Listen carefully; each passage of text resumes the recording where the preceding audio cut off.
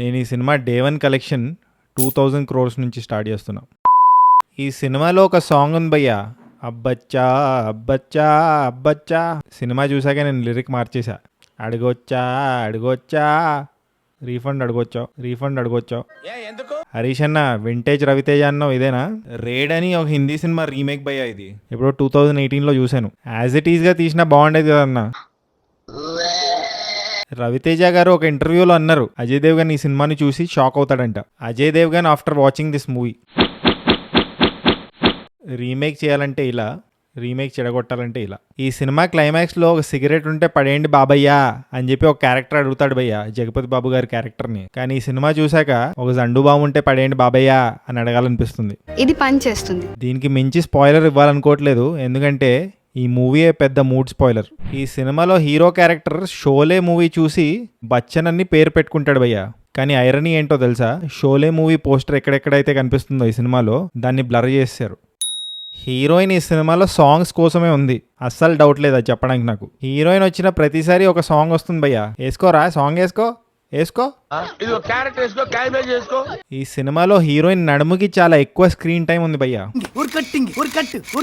I appreciate. ఆ dub స్మాష్లేంటి, ఆ పాత సాంగ్లేంటి, లెట్స్ గెట్ డ్రెస్డ్ టైప్ లో ఆ గెటప్ లేంది. ఈ సినిమాలో సినిమాటిక్ లిబర్టీ తీసుకుంటారు భయ్యా.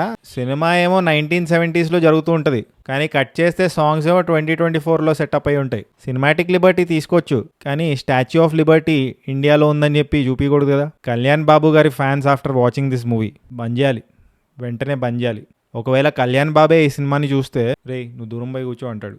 సెకండ్ హాఫ్లో ఫైట్ ఉంటుంది భయ్యా, అక్కడ రోప్స్ కూడా కనిపిస్తాయి. ఇంకా వేరే టెక్నికల్ ఆస్పెక్ట్స్ గురించి ఏం మాట్లాడతాం? పిచ్చ లైట్. అంటే బాలేవని కాదు, రాసే ఆన్సరే రాంగ్ అయినప్పుడు నువ్వు ఎంత మంచి హ్యాండ్ రైటింగ్తో రాస్తే ఏం లాభం?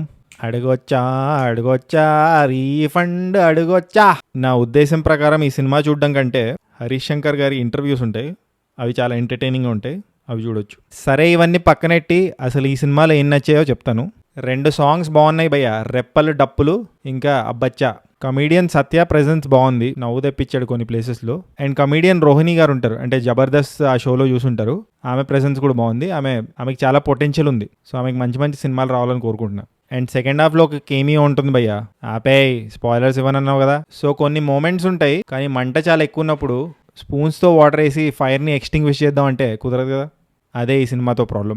కానీ ఇంత చెప్పాక కూడా మీరు సినిమా చూడాలి, ఎందుకంటే మన తెలుగు సినిమా ఇది. తెలుగు సినిమాని ఎవరైనా తొక్కితే నాకు నచ్చదు. మీరు పక్కా చూడాలి, చూసి 2000 crores తీసుకురావాలి ఈ సినిమాకి. నాకు నచ్చకపోయినా మీకు నచ్చొచ్చేమో. 2000 crores కూడా కలెక్ట్ చేయొచ్చేమో డే 1. లాంగ్ రన్లో 5000 crores కూడా కలెక్ట్ చేస్తుందేమో. Let's be optimistic. 5000 crores కాదు, 6000, 7000, 8000, 9000, 10,000 వాళ్ళ కలెక్ట్ చేయాలని కోరుకుంటున్నా, ఎందుకంటే ఇది మన తెలుగు సినిమా కాబట్టి. మీరు ఎంకరేజ్ చేయండి, ఎలాగో ఎంకరేజ్ చేస్తారనుకోండి, ఎందుకంటే తెలుగు సినిమా కదా, ఎంత రీమేక్ చేసినా అడాప్టేషన్.